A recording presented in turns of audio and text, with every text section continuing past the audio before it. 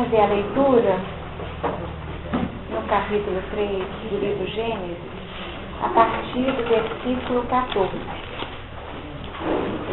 Então o Senhor Deus disse à serpente: porquanto fizeste isso, maldita serás mais que toda besta e mais que todos os animais do campo. Sobre o teu ventre andarás e pó comerás todos os dias da tua vida. E porei inimizade entre ti e a mulher, e entre a tua semente e a sua semente. Esta te ferirá a cabeça, e tu lhe ferirás o calcanhar. E a mulher disse: multiplicarei grandemente a tua dor, e a tua conceição, com dor terás filhos. E o teu desejo será para o teu marido, e ele te dominará. E a Adão disse: porquanto deste ouvidos à voz de tua mulher, e comeste da árvore de que te ordenei, dizendo: não comerás dela, maldita é a terra por causa de ti, com dor comerás dela todos os dias da tua vida. Espinhos e cardos também te produzirá, e comerás a erva do campo. No suor do teu rosto comerás o teu pão, até que te tornes a terra. Porque dela foste tomado, porquanto és pó, e em pó te tornarás. E chamou Adão o nome de sua mulher Eva, porquanto ela era a mãe de todos os viventes. E fez o Senhor Deus a Adão e a sua mulher túnicas de pele, e os vestiu. Então disse o Senhor Deus: eis que o homem é como um de nós, sabendo o bem e o mal. Ora, pois, para que não estenda a sua mão, e tome também da árvore da vida, e coma e viva eternamente. O Senhor Deus, pois, o lançou fora do jardim do Éden, para lavrar a terra de que fora tomado. E havendo lançado fora o homem, pôs querubins ao oriente do jardim do Éden, e uma espada inflamada que andava ao redor, para guardar o caminho da árvore da vida. Bom, a leitura desse trecho abre espaço com uma série de reflexões quanto à nossa trajetória em relação à dinâmica evolutiva que é na condução no planeta Terra. Nós temos elementos que refletem a misericórdia, elementos que refletem a lei de causa e efeito. Elementos esses manifestos na forma como o fruto ou a produção da mulher se dá através da dor, e ao mesmo tempo nós temos na relação com o homem um componente fundamental que seria o suor do seu corpo, o suor do seu rosto, como um elemento indispensável à conquista dos elementos indispensáveis à sua manutenção. Portanto, o trabalho faz parte da exposição de forma clara, definindo que esse trabalho, ou trabalho de parto, ou trabalho na vida para conquistar o seu sustento, é um componente indispensável. Um componente que promove dor, lágrimas, e que promove um cansaço, um esgotamento, que se manifesta através dessa sudorese. Então nós temos lágrimas e suor. Dois elementos que saltam os olhos, como expressões dessa relação com a lei de causa e efeito. O que nós poderíamos perceber a partir dessa expressão? Lágrimas a partir da dor, tá? Então, já foi decodificando aí para chegar que a manifestação dessa dor, muitas vezes, lágrimas não manifestam, mas lágrimas que acontecem na intimidade do filho, como a expressão da dor, né? Dor de parto, né? Dor de parto, e aqui, trabalho para o sustento, né? Sustento, manutenção. Então, dois elementos. Um elemento feminino e o outro elemento masculino. A todo instante nós observamos dentro desse simbolismo duas vertentes. O caminho masculino e o caminho feminino se manifestando como uma trajetória necessária e evolução do ser. mas o componente trabalho, ele está presente em todos os elementos. Na semana passada, nós comentamos um pouquinho sobre os componentes fundamentais para a conquista da evolução, sendo abordada essa evolução como aprimoramento ou reforma íntima. E a frase que nós trouxemos, recordando, foi que entre o ensino e o aproveitamento, tudo depende do aprendiz. Então, esse aprendiz que somos nós, se compromete ou não de acordo com a sua disposição íntima. Essa disposição é fundamental. No entanto, muitas vezes nós assumimos posturas que não são as mais felizes, posturas negativas frente a esse processo natural da vida, que é desse jeito, não há dúvida. Mas nós podemos criar um padrão de resistência através da rebeldia, ou nós podemos criar um outro mecanismo para lidarmos com as dificuldades. Negação do nosso próprio papel no contexto de vida, sem assumirmos a parte que nos cabe. Então, qual que fica o aproveitamento sendo o componente decisivo à ação do aprendiz? O aprendiz rebelde, ele simplesmente cria uma via alternativa e o outro nega todas as experiências da vida. Hoje nós vivemos uma condição onde uma série de dificuldades são vividas de forma muito difícil, impedindo as manifestações dos potenciais do ser humano. Você podia repetir de novo o aprendiz rebelde? Não sei repetir, não. Entendi. Pois é, não sei repetir, não. A rebeldia cria uma resistência total a todas as condições que a vida oferece. Então, você não assume o caminho que te diz respeito. Quer dizer, isso não é comigo, não vou fazer isso mesmo. Então, vá segundo a própria lei, tá? É uma outra via. Segundo a própria lei, cria uma lei própria, uma lei minúscula aqui, ó. É do meu jeito e nega a lei divina, tá? É bem eu. Eu. Tá. A gente não sabe quem é mais eu. Se é o eu que nega ou se é o eu que rebelde. Na verdade, a lei é um sistema, né? E um sistema próprio. Essa lei, entre aspas. Um sistema próprio. Poderíamos pensar, querer descobrir um ponto de interação onde começa a rebeldia e está a lei natural da ignorância? Num primeiro momento, a tendência natural do ser humano, dentro dessa faixa evolutiva, que nós ainda somos muito infantis, é querer fazer segundo a nossa lei. Tá? A criança quer segundo a própria lei. É da nossa natureza. Então, eu quero sorvete agora, não é amanhã. Se não for agora, não quero mais. Então, esse seria o padrão infantil da imaturidade psicológica do espírito que quer viver segundo a própria lei. Aí, a lei divina fala o seguinte: não é agora não é a melhor hora para você. Agora você poderia cair em determinadas experiências que não seriam produtivas para a sua alma, para o seu espírito. Essa seria a expressão da lei divina, quando coloca o quê? Limites no jardim. Coloca querubins, então tem anjos tomando conta e coloca a espada também, que nós chamamos de expressões da misericórdia e da lei de causa e efeito. Elementos que vão definir o limite. O limite é esse. Não está na hora ainda de acessar essa árvore da vida. Está bem guardado. Tudo aquilo que é o fruto do nosso grande objeto, tá? Então, nesse momento, a lei divina definiu esse contexto. Mas o rebelde, ele continuou querendo burlar a lei para poder chegar lá. Tá?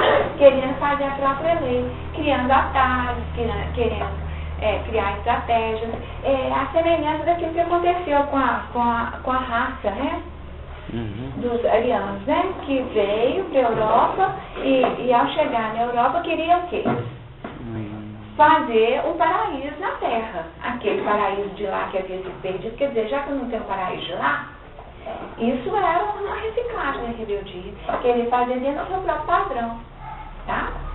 Agora, o limite é um limite muito tênue, sabe? Para poder falar o que é rebeldia e o que é negação. Muitas vezes as coisas se misturam, tá? Se misturam como componentes, medidas de defesa, gente, tá? E o que a gente poderia dizer é que existem padrões que são mais femininos e padrões que são mais masculinos. E isso não significa masculino e feminino no sentido da expressão física, mas sim dentro da postura íntima do ser. Porque muitos homens têm posturas frente à vida que são extremamente femininas, sem ter qualquer dificuldade na vivência da sua masculinidade. Tá certo? Então essa forma de lidar, ela é muito interessante. Quando a gente estuda depressão, até a depressão tem um perfil feminino e masculino. Até ali tem isso. Então o padrão feminino de depressão é daquela pessoa que se coloca na posição de vítima, tá? De vítima. Vítima, pessoas que querem ser cuidadas, que tudo é responsabilidade do outro, que tudo aquilo que não dá certo para mim é porque não foi feito. E aí nós teríamos todo um contexto de projeção que, analisando, aí já é minha conta, eu vejo um padrão mais de egoísmo, né? Esse padrão feminino de viver a depressão, quer dizer, o mundo focado em mim, padrão mais egoístico e vítima. O outro pode fazer tudo, o mundo pode fazer tudo, mas ainda está pouco. Então é o padrão depressivo do receptivo, só quer receber. Já o padrão depressivo do masculino é um pouquinho diferente. Já é um padrão autocrítico.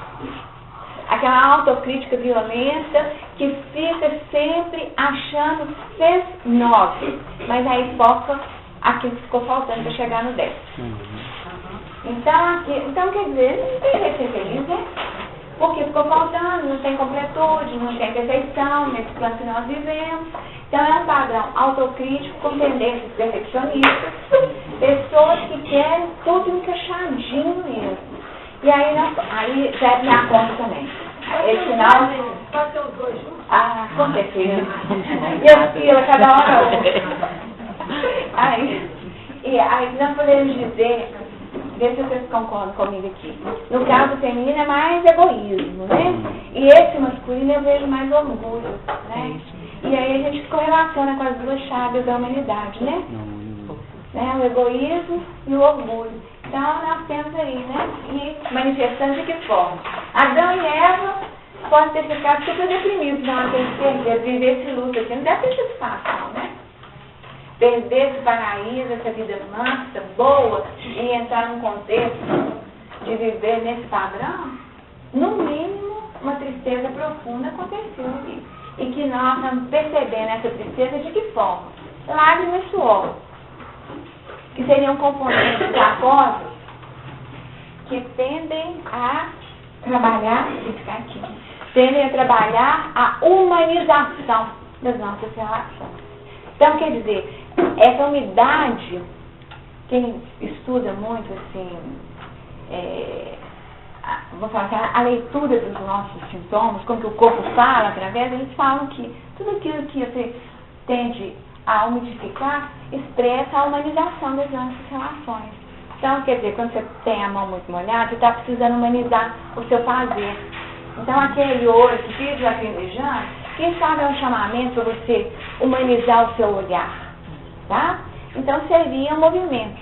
Então, quem sabe essas águas aqui, lágrimas e suor, que são, né, do mesmo teor, lágrimas e suor, né, em termos da composição, nós teríamos nesses elementos essa proposta que é própria do homem. O homem, na sua relação com a vida, precisaria estar realmente vivendo essa condição de uma forma mais plena, trabalhando a sua essencialidade para que os potenciais pudessem se manifestar. Deu uma ideia? Lenice, tem uma dúvida nessa passagem aqui que a gente está estudando. E onde que é lei natural, onde que começa a lei natural nesse processo e lei de causa e efeito em função da rebeldia? Por que minha dúvida? Porque eu imagino aqui que esse processo de Adão e Eva seria um processo evolutivo natural. Mas chega um determinado momento que parece que não é tanto natural, é mais em função de rebeldia nossa que aí o negócio desanda. Vocês ouviram a pergunta dele? Eu vou te responder de forma pedagógica. Bem pedagógica. Existe alguma lei que não seja natural?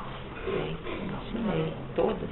Todas as leis são naturais, que expressam a vontade do Pai.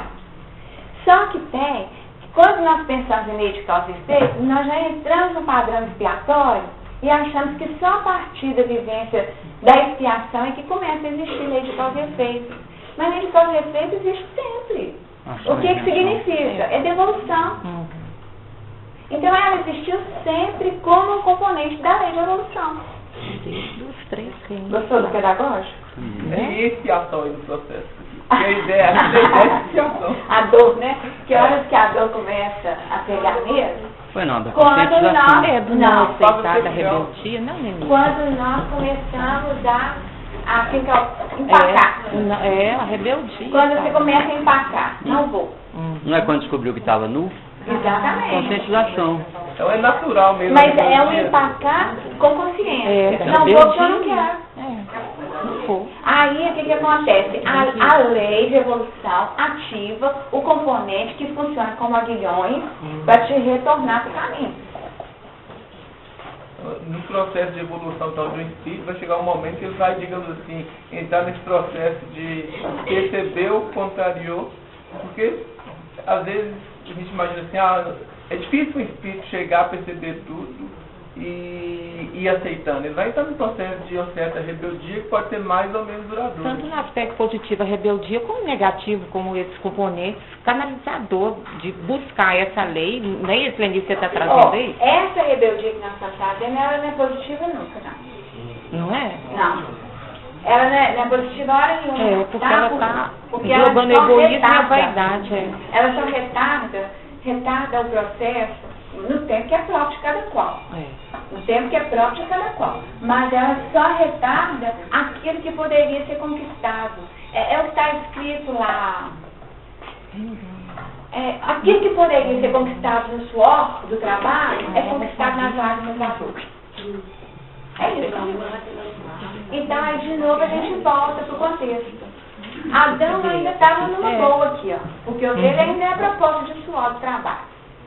A questão da Eva já foi uma situação um pouco mais delicada, mais exigente. Porque já é uma proposta de evolução num contexto de causa e efeito. E da serpente inicial. Deu ou não? Depois você pergunta de outro jeito, que aí se eu der conta de assimilar. Tá? Pois não. Essa é uma experiência própria que vamos desculpar. Eu sempre, desde outras igrejas do Evangelho, nós conseguimos ver, eu só confio positivo.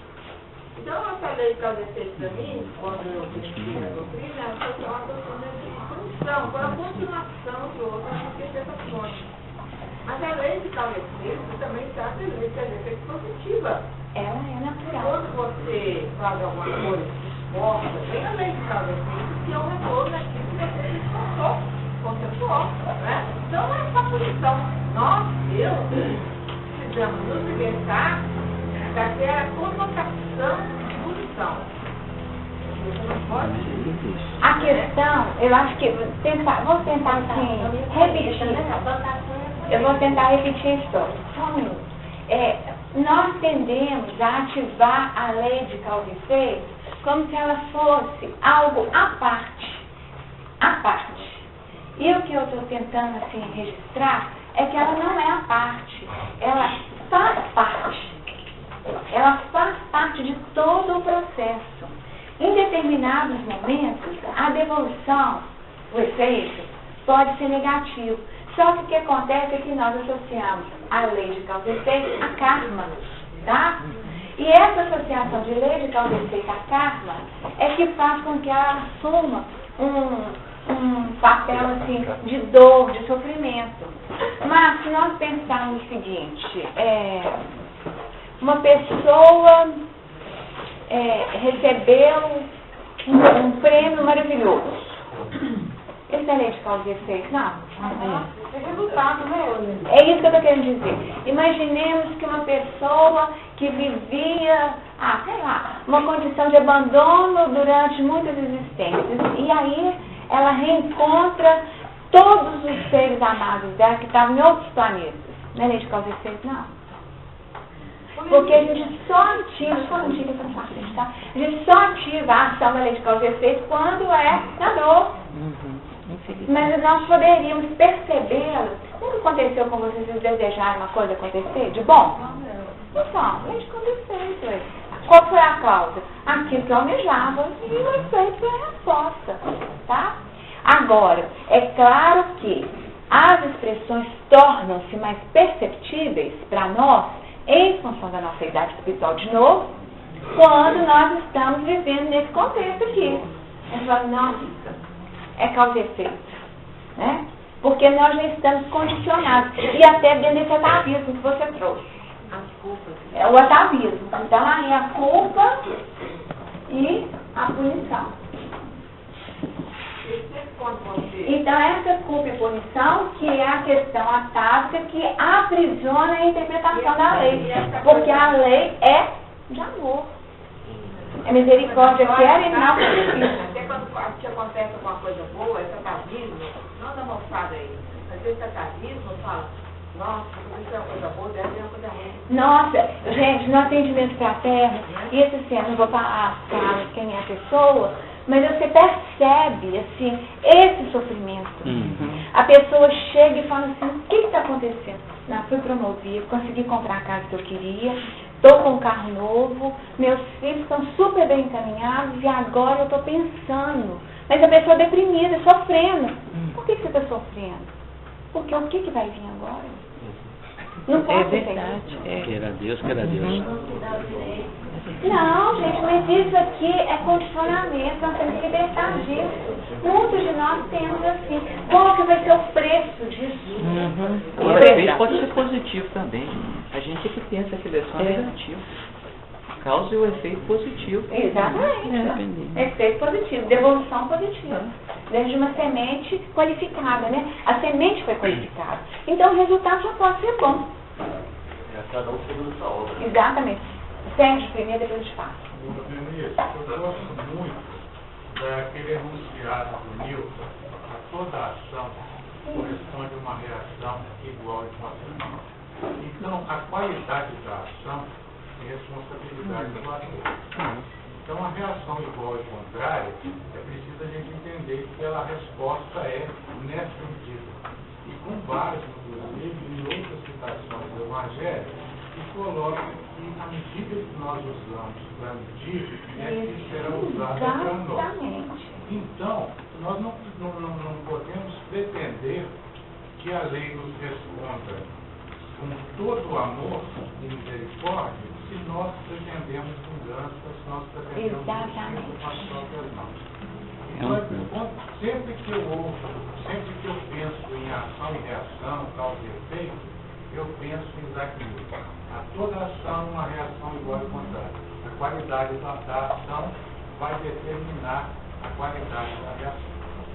Vocês lembram uma vez, depois eu te passo a palavra daqui, uma vez que eu trouxe um livro, numa das reuniões, que era um livro tão muito diferente, que falava da ação da prece, que tinha um plano muito sutil, onde tinham espíritos responsáveis por acessar o teor das preces que chegavam. Vocês lembram disso?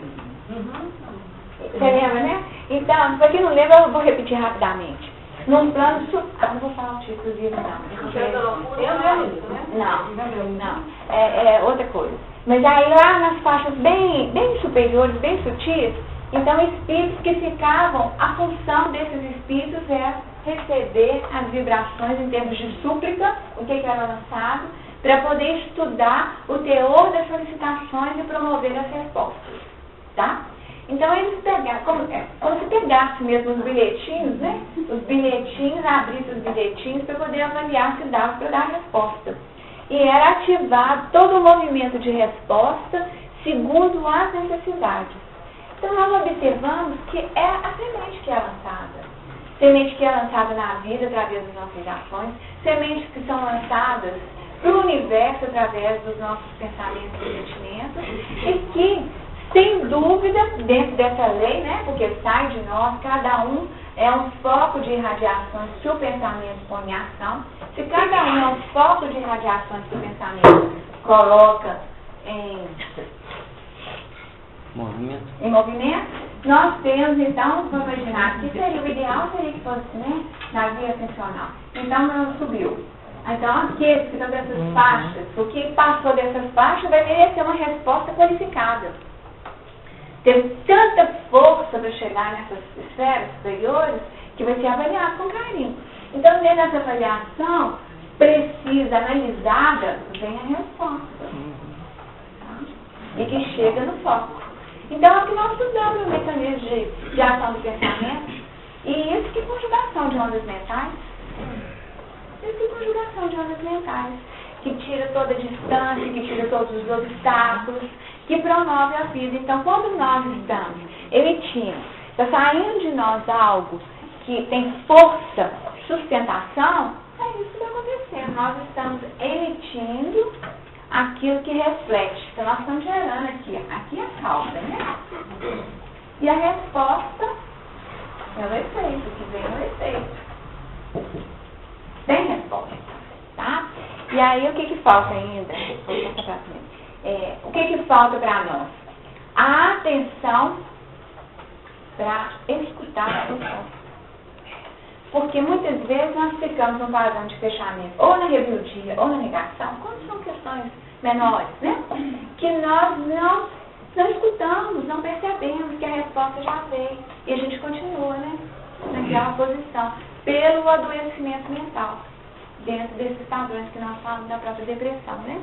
Uma tristeza adoecida, que não é liberada, que vai adoecendo e fica num círculo vicioso, essa tristeza que não promove e que não introjeta o ser, que não coloca ele em contato consigo mesmo para poder refletir sobre a sua condição de vida, e fica fechado e aí perde, né? Nega a experiência da vida, fecha no egoísmo, ou o contrário, se coloca como centro, né, fora por um umbigo dele, como um orgulhoso que não percebe toda a dinâmica da vida em todo. Pois é. O seguinte, as pessoas, assim, em termos de resultado, têm uma visão assim, muito periférica, porque a felicidade que você falou daquela pessoa, né, que está cansada, que se encaminhada na vida, e está com depressão. Nós falamos, tem uma amiga nossa que está sofrendo perseguição por uma pessoa de uma igreja evangélica, de grande massa, vamos dizer assim, porque a pessoa acha que ela não está, assim, como é que se diz, com uma vida próspera, mas olhando para o lado material. Então ela sabe lidar com aquela situação dela, não próspera aos olhos da outra, mas isso a incomoda, porque ela está sendo bombardeada, que ela não está aguentando essa situação. Então o pessoal olha muito isso. Você falou o seguinte, a semente foi qualificada, então o resultado vem de forma, digamos, mais valorizada, né? Tá. Peraí, só um pouquinho. Tá, eu estou pensando nisso, as pessoas sempre olham qualificação material, de um modo geral, inclusive no pesquisa. E teve alguém que falou qualidade de ação em Deus né? Eu queria falar o seguinte, muitas vezes a pessoa está sofrendo nessa encarnação, mas é porque ela tem uma dívida muito antiga e que veio à tona agora que ela está em condições de quitar aquela situação. Então ela é vista com maus olhos pela sociedade, porque ela está naquela situação de grande dificuldade. Mas ela está ralando, mesmo estando naquela situação. Eu queria que eu falasse dentro disso, abrindo uma questão de karma. Sabe por quê? Como é que eu não disse? A média liga karma à ação. Eu queria que você, mediante essas coisas que foram falasse da questão do karma. Porque as pessoas valorizam muito o lado externo da vida, a aparência, a fachada.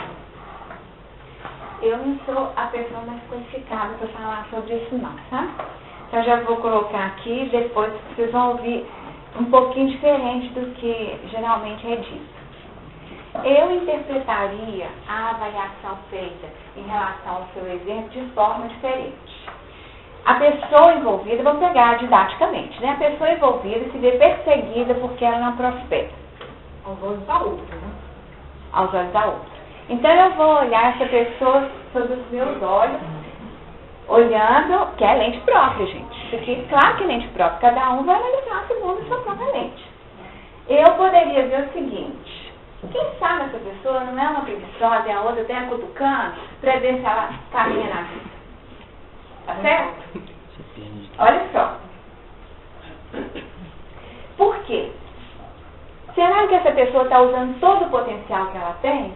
Ou ela está acomodada dentro de um padrão que é muito melhor dentro da depressão? Deixa os outros fazerem por mim, eu ficar nessa posição receptiva, tá certo? E não vou correr atrás daquilo que é. Então, aquilo que está sendo interpretado como uma percepção, aos meus olhos, poderia ser um estímulo. Sai dessa. Você é capaz. É uma estimulação constante.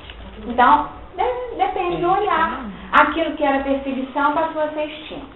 Agora, em relação à prosperidade material. Bom, eu não tenho nenhum problema com isso, por isso que eu falei. Eu não tenho nenhum problema com isso e acho que ser pobre é péssimo. Tá? Eu vou declarar isso aqui. Acho sofrido demais isso. E acho que nos planos melhores não vamos ter fome, não vai precisar de cesta básica. Tá? Eu acho que não tem. Aí eu, tá, gente? Por isso que eu tô falando que vocês vão escutar coisas que talvez não correspondam àquilo que vocês já tenham ouvido muito. Eu acho que todos esses planos de carência são fruto de mundos mais primitivos. No plano espiritual, não é banheiro, é sala de banho. Você já viu o tamanho da sala de banho lá? Tem alguma construção feia lá?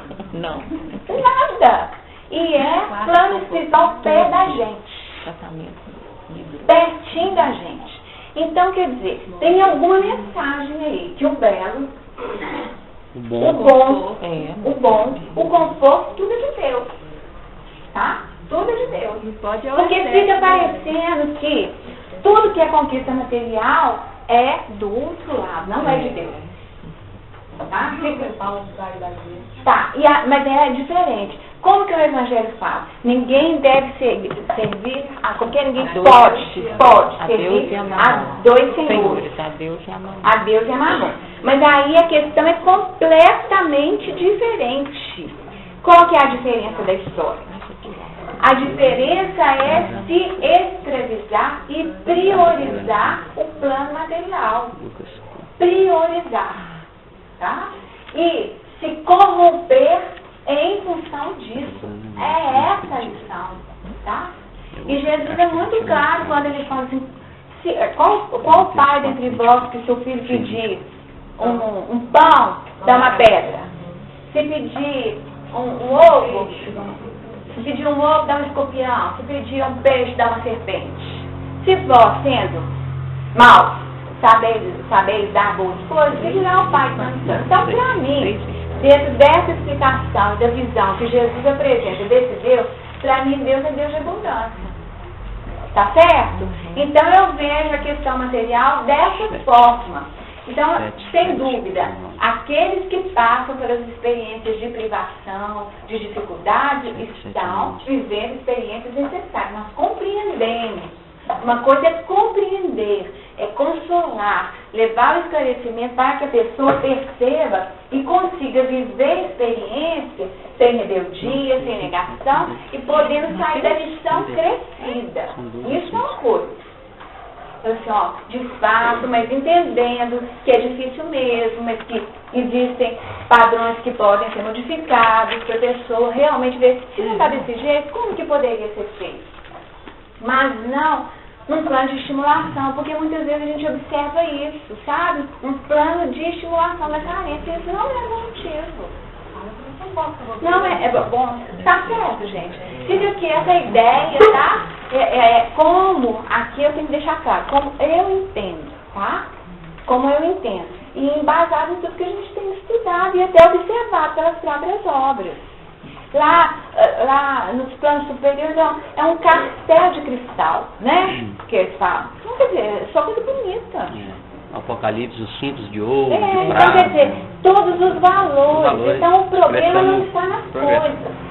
O problema está Como como conduzimos você as coisas. utiliza e se relaciona com essas coisas. Tá? Mas, Golenista, quer dizer que muitas pessoas, terrenos de modo geral, são negativos muito grandes, assim, para fazer tipo material. E muitas vezes não é fácil, igual Está na rebeldia esse assunto. Não, gente, mas esse depressivo não era nesse padrão. Era nesse padrão de culpa e punição. É muito diferente. São duas coisas distintas. Tá?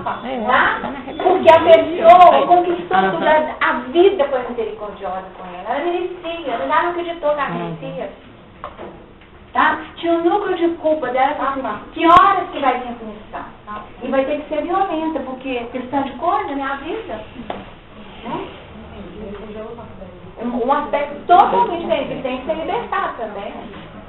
Tem que ser libertado. Então eu não vou falar de remédio, não. Vou falar de André Luiz nos causa e efeito. Tá? Livro causa e efeito. Causa e efeito tem inúmeros exemplos que abordam lei de causa e efeito. O que eu falei? Causa e efeito. Ação e reação. É o resultado É uma causa e coisa. efeito. Eu estou dando desconto aí, sabe? Fica com a ideia, tá? Então o que acontece? Aí nós temos vários exemplos que mostram situações distintas. Como as pessoas se relacionam com a vida. Vocês lembram daquele moço lá que tinha um passado terrível? Que tinha colocado fogo no pai? Lembra daquele caso? O título acho que é débito minimizado. Débito, não, minimizado minha conta.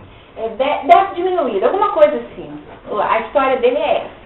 Ele reencarna com uma ficha kármica, violenta para resgatar. E reencarna com uma lesão de pele, que é um quadro seríssimo. Um quadro seríssimo. Que, vez por outra, era um quadro cíclico que se manifestava com fases de agudização violenta e ele queimava a vida.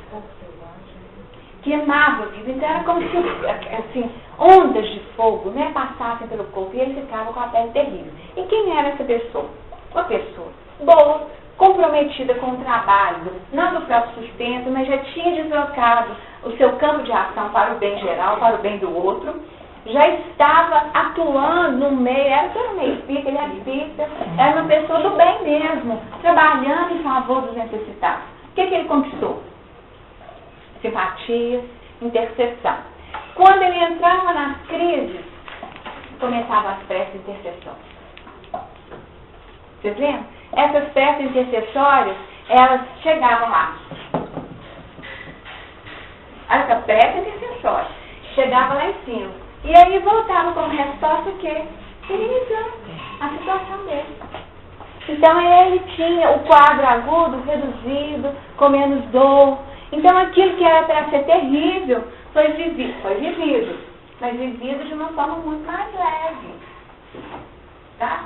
Então quer dizer, vamos imaginar que nós reencarnamos com direito só a pão e água. Tá bom?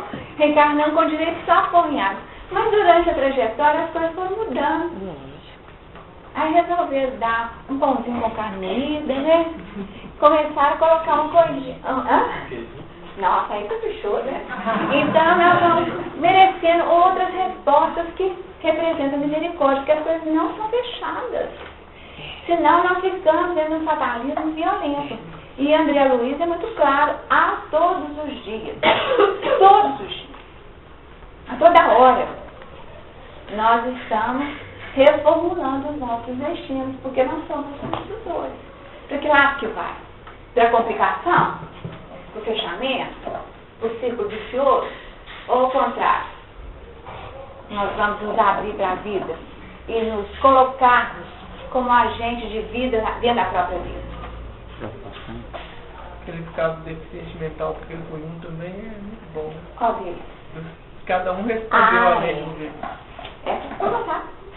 Não, só lembrei aqui, senão eu sou muito detalhista, vou querer contar o livro todo. Gente, é a história de 3 médicos, né?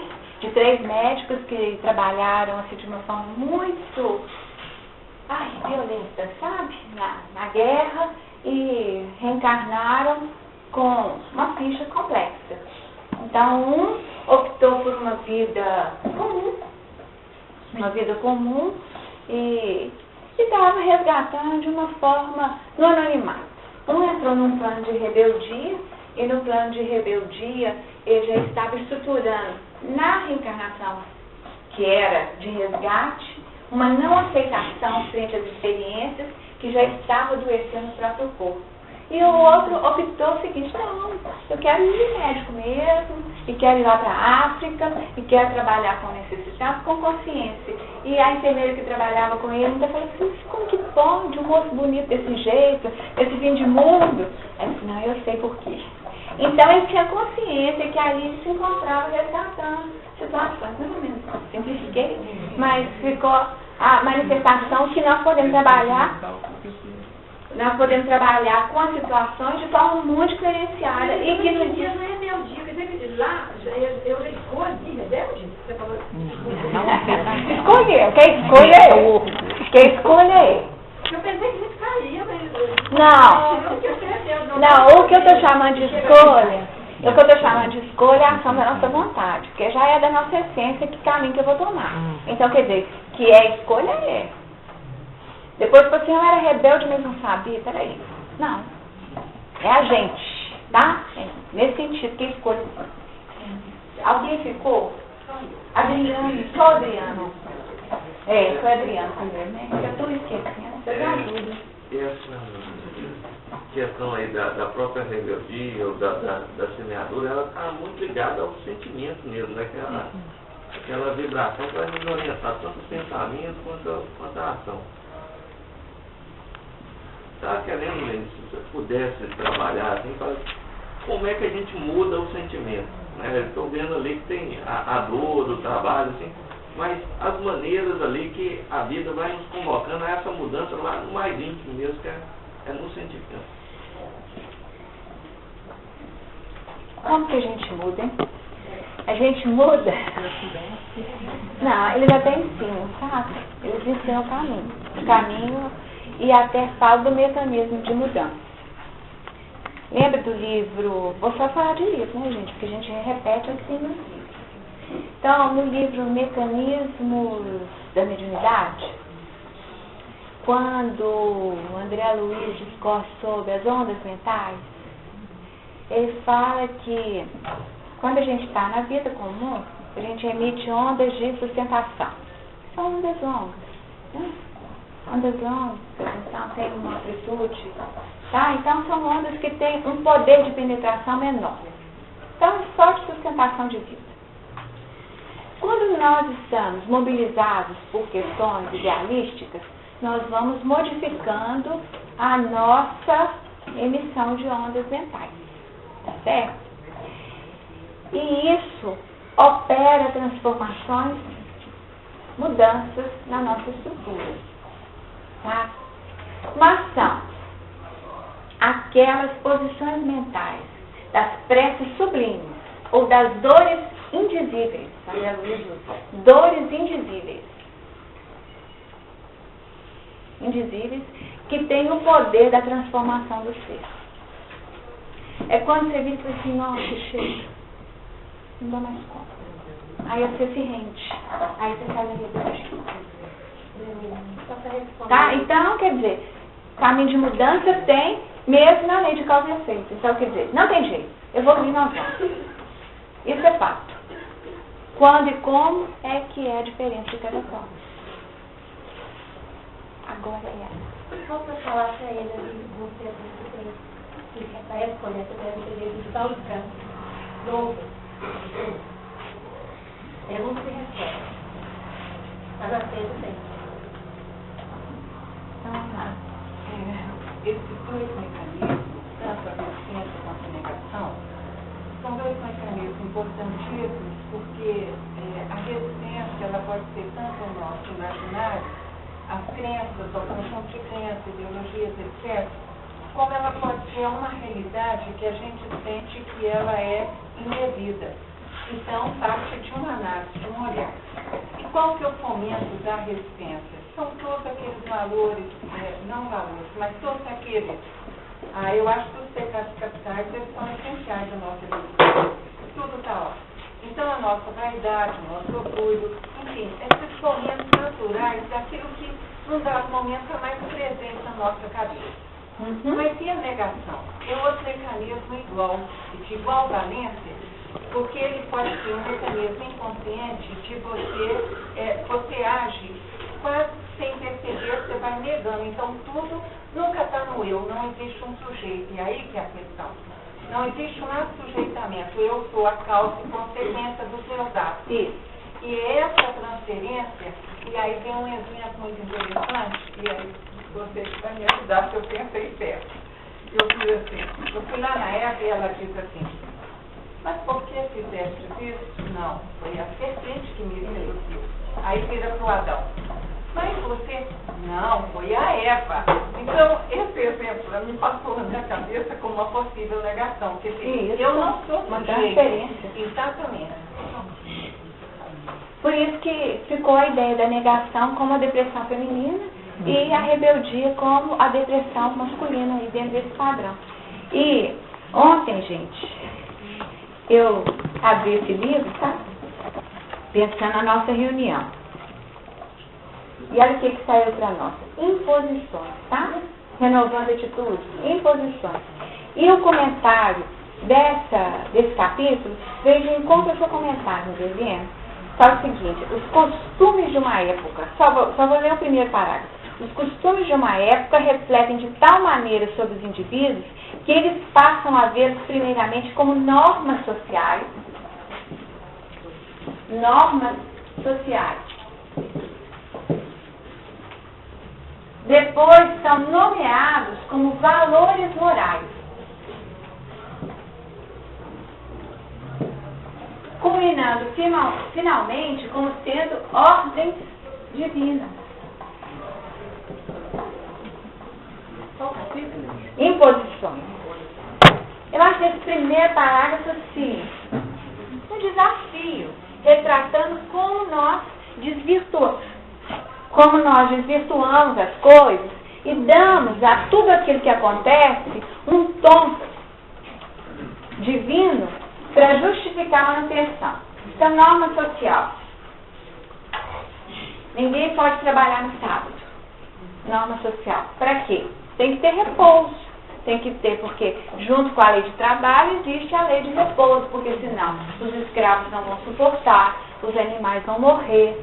Existe um entendimento econômico de que é mais positivo e produtivo ter um dia de repouso. Aí nós vamos trabalhando dentro de um contexto que isso deixa de ser uma norma social e passa a ser um valor moral. Não, o que é isso? Mas você vai trabalhar no sábado? Isso é inaceitável, porque está fora do padrão ético, dentro das questões morais. Até que nós vamos qualificando e sofisticando para poder dar uma força maior e transformamos aquilo que era uma norma social em uma ordem divina. Foi Deus que falou. Tá? Só que são estratégias da personalidade para manter padrões fechados em crenças equivocadas. É isso que alimenta a punição como resposta da culpa. Tá? Então, quer dizer, se você não fizer desta forma, o castigo é certo. E nós ainda estamos lá dentro de um Deus que é um Deus muito humanizado. Humano não, né? Humanizado não. Ele é reduzido, né? Nas suas manifestações de amor. Tá? Então, oi? Quando você, voltando a pergunta né? Adão e Eva, dando instrução. Terceira, a Valquíria, eu fiz a ela uma pergunta que me atormentava muitos anos. Como é que eu ia orar? Quando orar, se tiver alguma coisa para eu perguntar. Então ela me deu a resposta assim, que me aliviou completamente, né? Toda aquela minha dúvida, né? Se eu devia orar, se eu estava com raiva de galo, de Deus, não sei o quê. Então ela disse o seguinte, que é em forma de U. Não, um desenho em forma de U. Está cheio de mágoa. Não, a mãe, papai, não respondeu, não tem nada, né? Ela lotado. Você perguntou como é que nós vamos modificar. Isso. Foi. Então vamos explicar.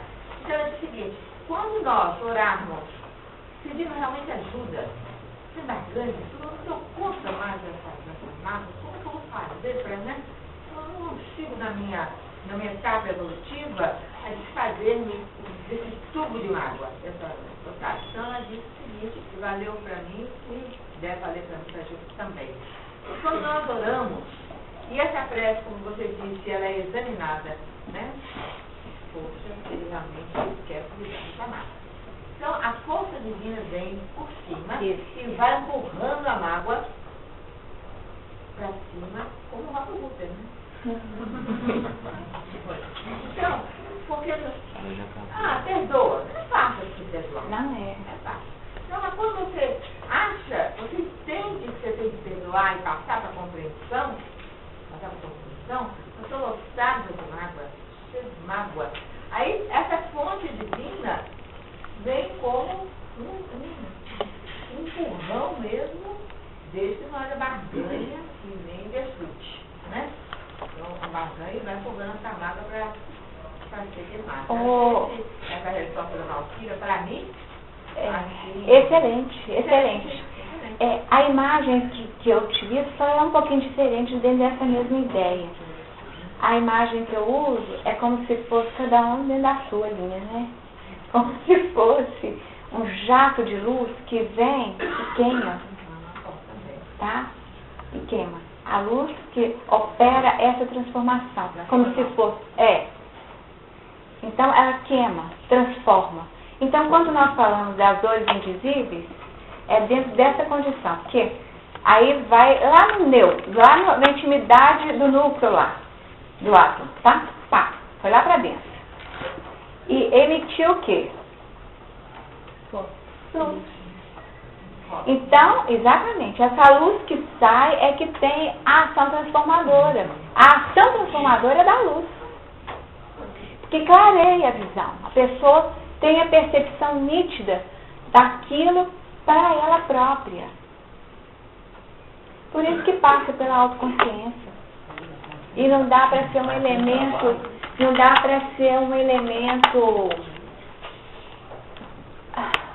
o silêncio é trabalho, a prece é trabalho, toda ocupação útil é trabalho.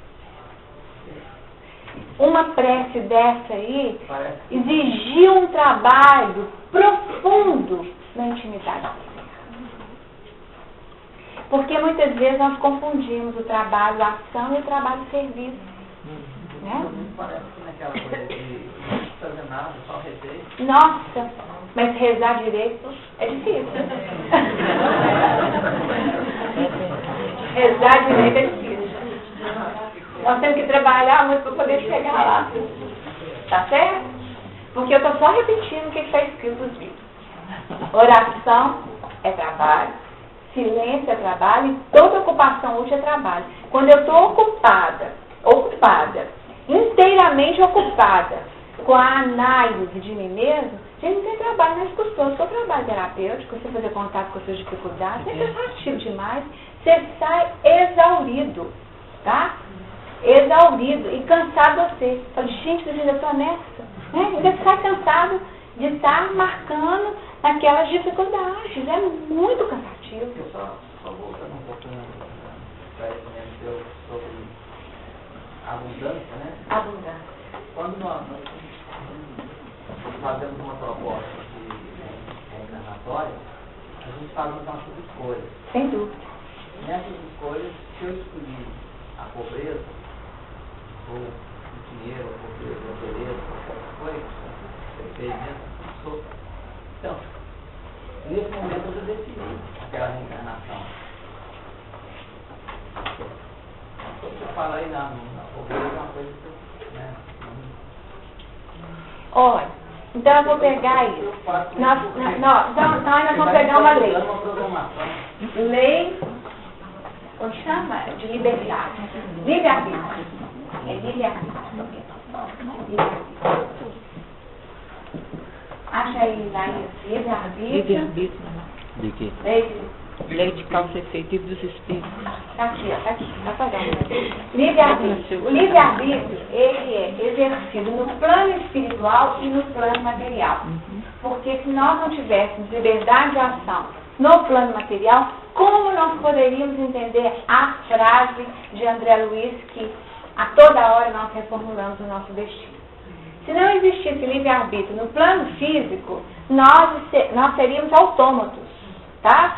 Do livre-arbítrio operado no plano espiritual. Então eu reencarnei com um projeto. O projeto de vir com uma vida de dificuldade. Tá? Então, vamos pegar o X? Vamos pegar o X. 843. Daqui em diante. Aqui. Tem o homem o livre-arbítrio de seus atos? Pois que tem a liberdade de pensar, tem igualmente a de obrar. Sem o livre-arbítrio, o homem seria máquina. E aqui ele está falando de homem, ele está falando de espírito, 843, homem. Então nós temos o livre-arbítrio no plano físico.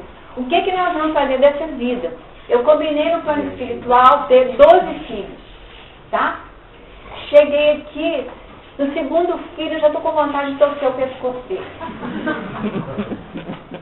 No segundo filho. O que pode ter acontecido? Ou superestimaram a minha possibilidade, ou eu cheguei aqui e fechei na rebeldia total. Alguma coisa aconteceu fora do contexto. Do contexto do planejamento reencarnatório. Então, o que acontece? Bom, 12 filhos, nós vamos ver que não vai dar certo. A consequência disso, mas essa pessoa não dá conta de lidar com criança, mas dá conta de uma série de outras coisas. Certo? É uma pessoa produtiva, que consegue, coloca para administrar uma creche, o que acontece?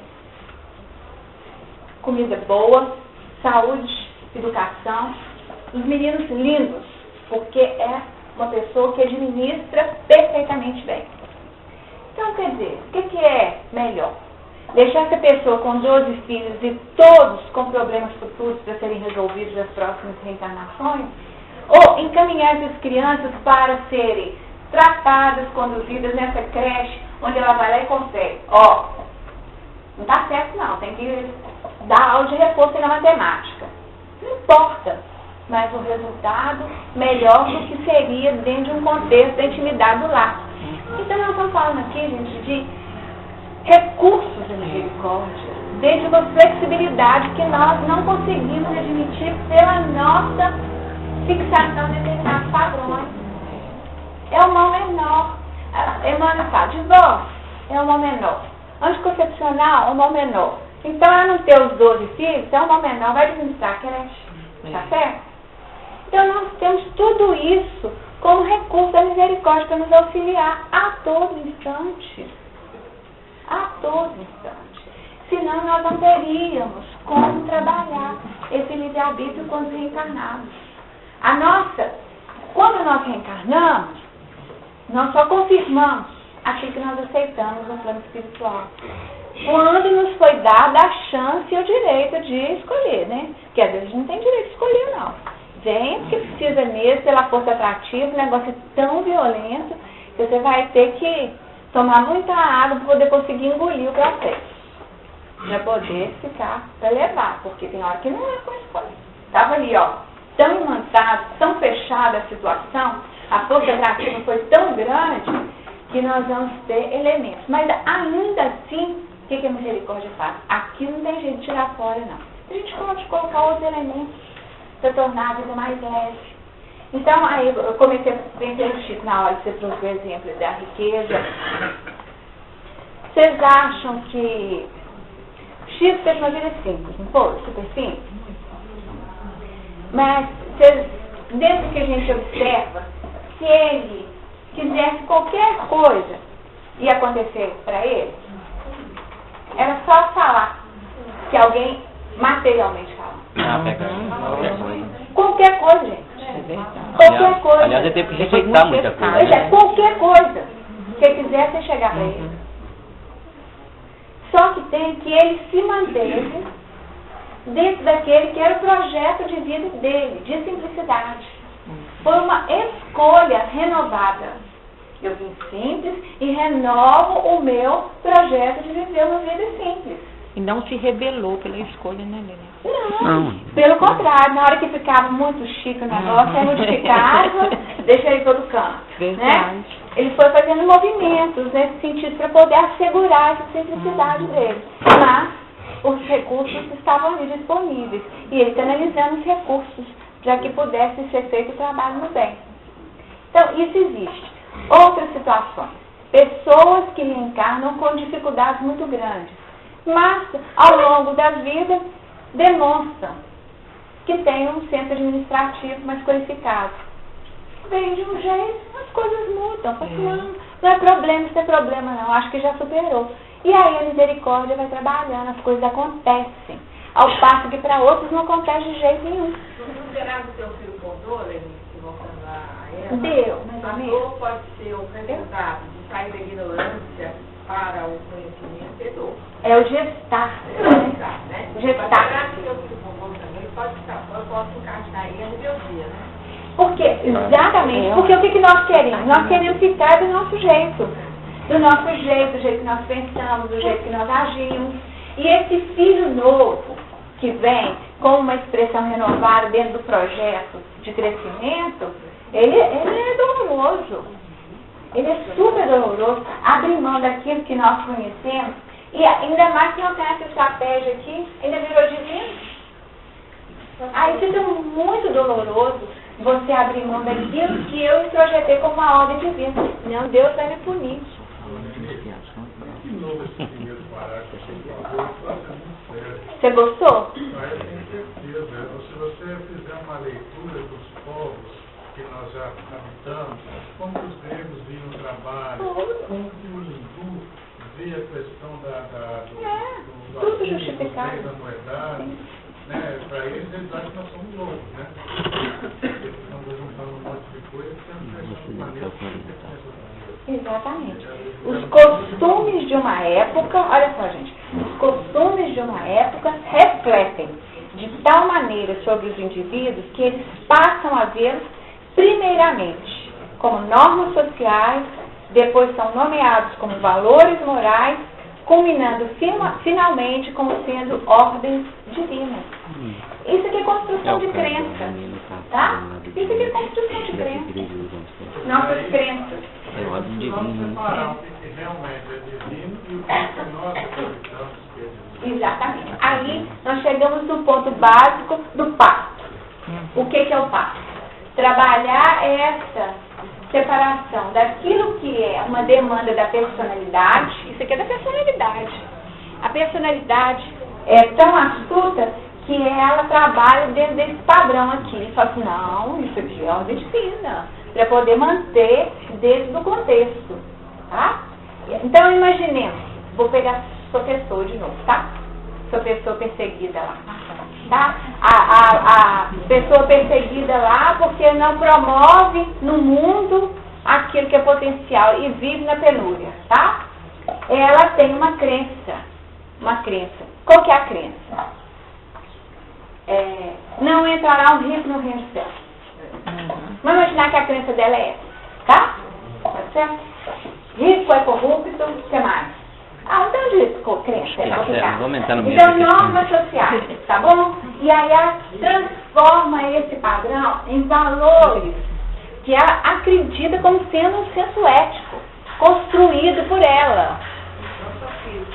Vai sofismando. E estrutura uma conduta de vida. Estrutura, a palavra é estruturar. Estrutura uma vida acreditando que isso é uma ordem divina. Dentro dessa estrutura é muito difícil operar mudança. Aí que tem que ser a dor do parto, tá?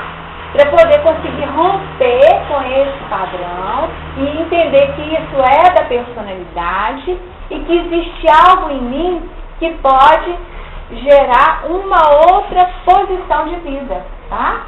Uma outra posição de vida. E aqui em qualquer setor. Então, eu não tenho amizade. Tem gente que fala, eu não faço amigo, não tem isso? Vivo sozinho.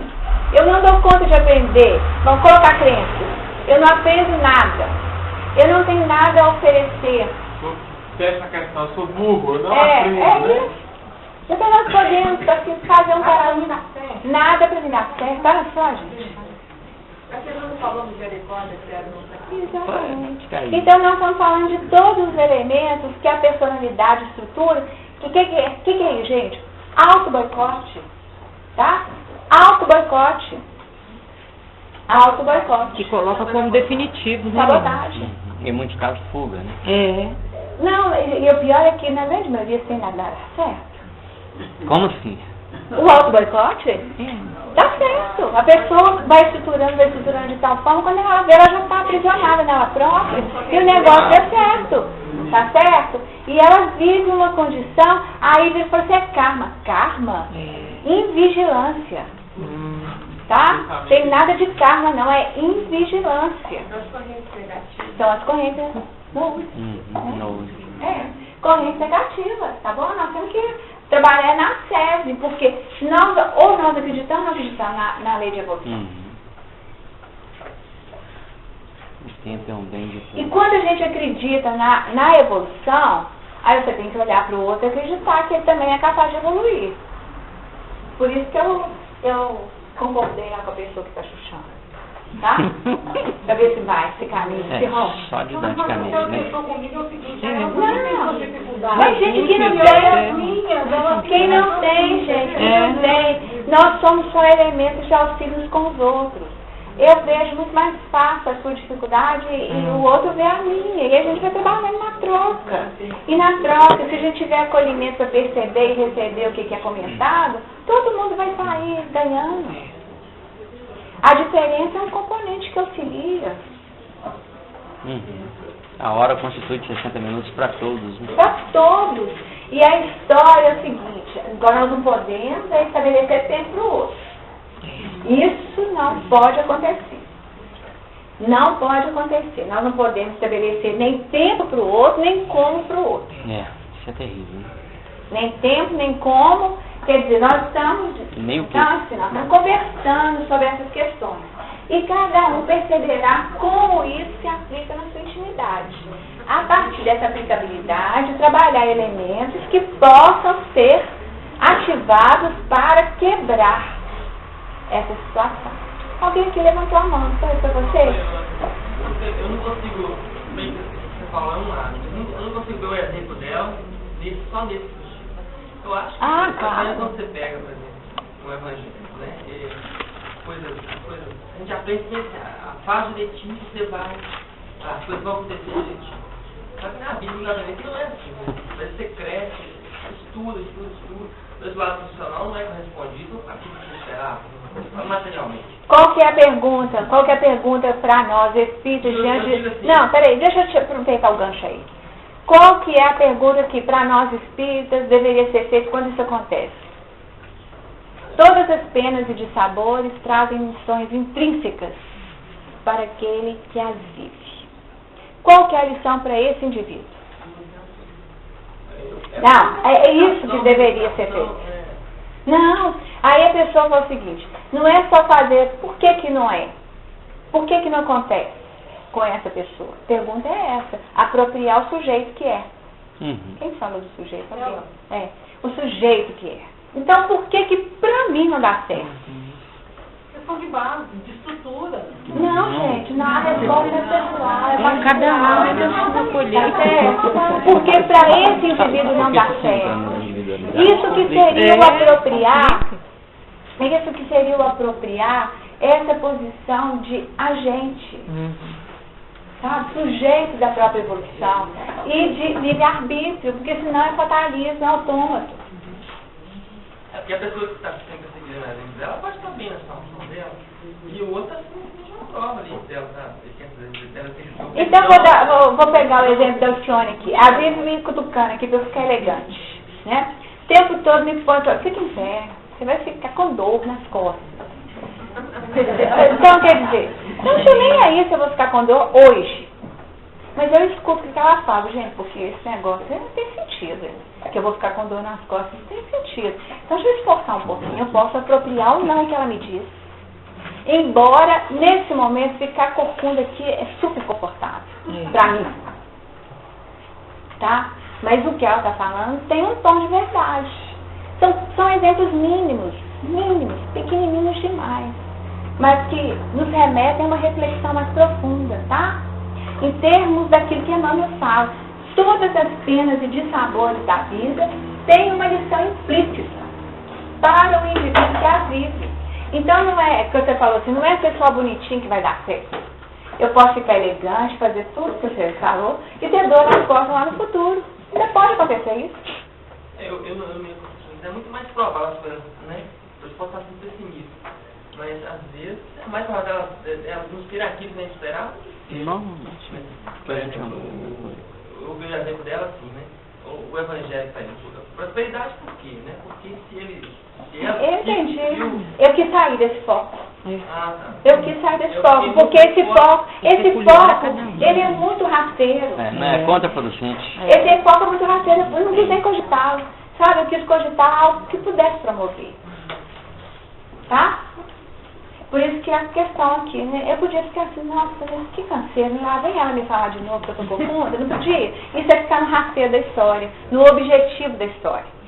Mas não. Eu posso acolher e falar, gente, de fato, tem ensinamento. Tá? São coisas do dia a dia. Então, é a condução e a análise que você dá para cada situação. E pode auxiliar ou não o nosso crescimento.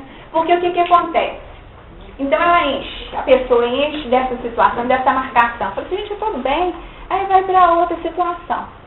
E aí o cerco vai ficando tão pesado, que é mais ou menos aquela história da vaquinha, né? Daquela pobreza toda que tinha a vaca lá. E tudo era a vaca que provia. Né? Toda a vaca resolvia a vida e o povo naquela miséria, aquela coisa terrível. Qual foi a providência? Tirar a vaca do pedaço. Então tirou a vaca para poder as pessoas despertarem que podiam viver de outra forma. E mobilizando os outros recursos. Tá? Então, quer dizer, a vida vai criando. Se não for aqui, se ela sair de lá, ela vai arrumar outra pessoa para poder ficar auxiliando. Então, não vou colocar martelo não. Auxiliando, para que ela desperte para os próprios potenciais. Essa situação de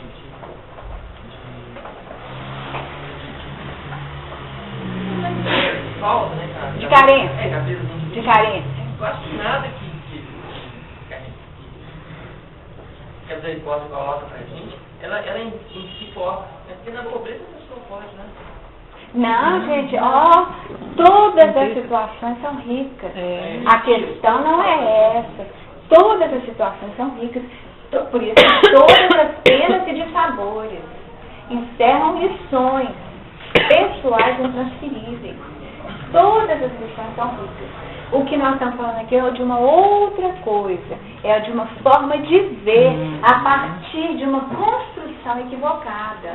Se nós sairmos dessa rigidez e ampliarmos para a vida. E quando eu trouxe que nos planos evoluídos a gente não vê, e que eu acho que não vai ter nem cesta básica e nem vai ter que ter, esses elementos, porque o básico é natural. Incomodou um pouco, porque aqui a gente tem demais. Mas o planeta é o quê? O planeta é o quê? Não, gente, o planeta é o quê? Dentro da escala espírita, meu bem. O segundo inferior do universo, estou triste, moralmente. É o quê? Eu fico muito triste. Porque nós falamos até agora de hoje, só expiação. a rebeldia. Intermediária, que é muito inferior. Nós só pensamos. E a gente cogita, então quer dizer, isso vai acabar, gente. Então nós temos que pelo menos abrir a nossa visão para que a gente, isso existe. E isso é bom. Isso existe e isso é bom. Você imaginou não ter um mendigo na rua? Ninguém debaixo da ponte? Nossa, que bom. Nenhum menino abandonado na rua, no final, tendo que ficar. É verdade, Lenise. Avalie isso, não é? É lógico. Bom, eu sou desse mundo, que não vai ter nada a ver Eu com também, isso. sinceramente. Você entendeu? É essa história de acreditar que pode ser para todo mundo, por que não? E não buscar e nivelar por baixo. E até reuniões seletivas, né? Eu estou falando é disso, tá? Estou falando é disso. Lenise, é importante a gente saber por que é que o mundo sem mendigo é bom. que sem pivete é bom? Aí tem uns que pensam que assim, não, esse é bom porque não me amola no sinal. Aí vem o outro que pensa, não, é bom porque nós evoluímos e atingimos esse ponto. Essa aqui é a diferença. A diferença. Uma pessoa, eu tive contato com uma pessoa, ela, do norte lá da Europa, ela horrorizou com o Brasil. Chegou aqui e horrorizou com o Brasil. Aí ela falou assim, mas você sabe qual que é o problema de vocês? A diferença é muito grande. Então não tem como as pessoas verem a diferença e não quererem para elas, é da natureza. Lá nós não temos isso. Então a situação é mais homogênea, então as diferenças são menores. Então a pessoa não cobiça aquilo que é do outro porque ela tem acesso. Então tem essa história da cobiça aí como elemento da expressão da carência. Por que não? Eu quero isso também. Agora você vai negar o querer do outro? Não quer mesmo. Deus. Perfeitamente? E vejam bem, gente, a questão não é desqualificar as experiências, não é isso. Não é desqualificar as experiências. Todas as experiências são riquíssimas. E é tanto que alguns reencarnam com essa experiência e são fiéis a ela. Então, trouxe a questão do Chico, né? São fiéis a essa experiência, não saem do contexto, porque poderia ser um elemento de desvio. Tá? Então, quando você fala da pessoa... Não necessariamente. Então, quando você fala da pessoa preguiçosa... Não sei se é, não. Mas não. Você vai assim, poderia, né? Poderia. Não subestimar essa prova, não desqualificar. De forma alguma, nós não podemos desqualificar nada. A experiência dela. Isso. Ô, Lenice, uns como exemplo. Sei lá o quê, que a outra está buscando, não desqualificar. Nós não podemos desqualificar nada. Não julgar, não criticar. Porque aí nós estaríamos saindo contra o Evangelho, a crítica e do julgamento. Ah, deixa ela aqui, porque ela é principal. Então não podemos. Aí você já se complicou, né? Exatamente. O indivíduo se complicou. Lenice, fazer o paralelo de Chico que você... Não, o Chico está conversando. Pensando no seguinte, porque para o espírito principalmente, o Brasil é um campo muito rico para trabalho. Sem dúvida. Então, por exemplo, essas pobrezas que existem, essas dificuldades todas, então nós somos colocados aqui, eu, por exemplo, preciso muito de trabalhar. Exatamente. Okay? E muitos de nós têm. Alguns não começaram ainda, outros já estão lá na frente, não dá muito a gente enxergar. Tá? Então é um campo muito grande, né? E promissor para quem realmente quer se modificar, ok? Então eu vejo a necessidade de realmente ter essa e ser colocado, o Brasil, na verdade, ele é excluído, né? Com o fato de evangelho não é à toa. Exatamente, com as mais diversas frentes de trabalho, né? E nossa obrigação, uma vez despertos, é minimizar a dor daquele que está vivendo por situações difíceis. Então, todo trabalho assistencial, todo trabalho que vai de encontro à dor, no sentido de realmente dar conforto, é um trabalho de amor. E outra coisa importante que eu acho bom colocar é o seguinte, que se eu simplesmente não trabalho, não faço nada, eu não gero emprego, eu não rendo, então eu devo trabalhar aqui. Só que existe uma diferença entre, só um exemplo, tá? Por exemplo, Bezerra de Menezes, que vê uma pessoa muito pobre e dá um anel para essa pessoa que não tinha como comprar um remédio, e dá para o outro, outra coisa ele acaba ficando numa situação, né, ele não fica rico, ele continua naquela situação porque doa, né, de coração, né? E aquela pessoa que simplesmente não tem porque é preguiça mesmo. Mas você não sabe a história do Chico do Chuchu? Não, ela é muito grande. É grande. Ela é grande, não vai dar. Ai, daquele jeito? Foi falado que era assim, que dano vinha em dobro. Aí o Chico resolveu fazer esse trabalho com chuchus. E aí, no final das contas, chegou um caminhão de chuchu, não foi? Um caminhão de chuchu. Então, quer dizer, volta, tá? Ele fez como experiência para ver se ele vinha realmente em dobro. Então, pode não ter vindo em termos de anel para bezerra, tá? Não precisa necessariamente ser na mesma espécie, né? Aí, porque a gente não fica preso, aí é fixação, tá? Não vem exatamente como elemento. Mas o que representava aquele anel para ele? Aquele anel podia representar a conquista dele em termos de profissão. E o que veio de retorno? Um maior entendimento sobre a natureza humana. Tá certo? Bem. Tá? A forma, valores. Como valores. Leni, você sabe o que é colocar? É que o Chico podia sim estar sujeito ao desvio, que às vezes mergulha para ele desviar. Às vezes, se a gente tiver um caminhão, uma coisa, não desvia. Mas também o objetivo que eu penso assim mesmo, Chico, ela está dando um recado para todos nós que para servir alguém, não precisa ver as coisas. Porque uma pessoa, encarnada ou não, muito resultada, se o Chico tivesse qualquer coisa assim, ele está seguindo Jesus, mas tá lá, não tem tudo, né? Tem tudo. Ó, eu vou dar um para casa para todo mundo. Lê o livro Os Mensageiros. Não vou falar em qual capítulo que está. Vou ler só o capítulo? Não vou falar em qual capítulo que está. Mas diz lá o autor espiritual que quando a pessoa está no caminho, até os recursos materiais são supridos. É verdade. Tá? Está escrito lá, em algum lugar. Aí vocês vão ler e depois vocês vão perceber que tem sentido. E o tempo está acabando. E eu gostaria, assim, de finalizar com essa questão que você trouxe, tá? E da qualificação de tudo que existe, tá? E é do livro Encontro Marcado, lição 43, Teu Tijolo de Amor, tá? Teu Tijolo de Amor. E o tema dessa lição é Concurso Pessoal na Seara do Bem. Não vou ler tudo, só uns pedacinhos. É uma parcela do infinito amor no rumo da perfeição infinita. E o primeiro sinal de que reconheces a excelsitude do teu destino é o esquecimento de ti mesmo a benefício dos outros. Por mais áspero seja o caminho, segue, pois, amando e servindo. Não enumere sacrifícios, nem contes dificuldades. A glória da vida é doação permanente. Tudo que te aflige ou te espanta nas conquistas da inteligência de hoje representa ensaio de supercultura de que o mundo amanhã aproveitará o que seja melhor.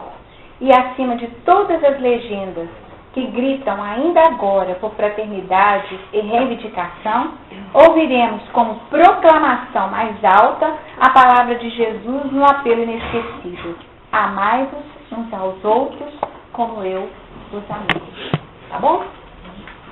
Ficou alguma dúvida? 42. Deixa eu conferir. 43. 43, Beth. 43.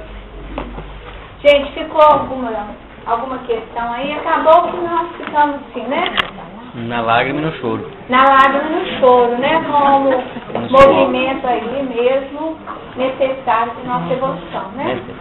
Lágrima e suor. Deu? Muito bem. Alguma questão? Pois não. Ah, é. É que ninguém imagina. Oi? Quando completou o gasto, você completou uma unidade em determinado momento.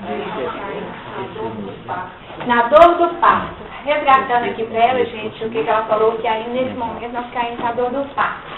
Quando nós percebemos que aquelas questões transitórias de cultura, as questões culturais, normas sociais, que se transformaram em valores morais, e por último foram qualificadas por nós como ordens divinas, passam a ocupar o devido lugar. Nós aceitamos que não são ordens divinas. A ordem divina é outra. É aquela que definiu a proteção do jardim do Éden com querubins e com a espada. Aquela que é a lei. A árvore da vida está lá. Mas aqui, enquanto eu estou em trânsito, eu lanço mão de recursos esses que são transitórios. Quantas vezes a gente já mudou de ideia? A gente achava que o melhor era uma coisa, e aí com o tempo nós observamos que a outra é totalmente diferente. E nós vamos modificando. muitas escolhas. No nosso dia a dia, isso é só uma questão de autoanálise. Quanta coisa que para nós era indispensável e que hoje a gente fala, nossa gente, não, eu sofria tanto por conta daquilo e já passou, eu estou aqui tranquila, levando minha vida, administrando super bem, não preciso daquilo. Isso é dor de parto, tá? É permitir que o novo se faça. Tá? Mais alguma coisa? Então podemos nos preparar para o encerramento? Beth, você quer fazer a frente, querida? Podemos. Nesse instante, nós estamos rogando a Jesus, a esses companheiros que aqui se encontram ligados aos nossos corações e junto daqueles que aqui nos trouxeram nessa manhã de hoje, todos os recursos indispensáveis e necessários à nossa alta reflexão. Jesus, te agradecemos e rogamos mais uma vez por todos nós, por aqueles que se encontram encarcerados. As vibrações dessa prece, nós interrompemos a nossa atividade de hoje, agradecidos pelo muito que recebemos, cultivando a certeza de que a paz do Cristo continua em nossos corações hoje e sempre.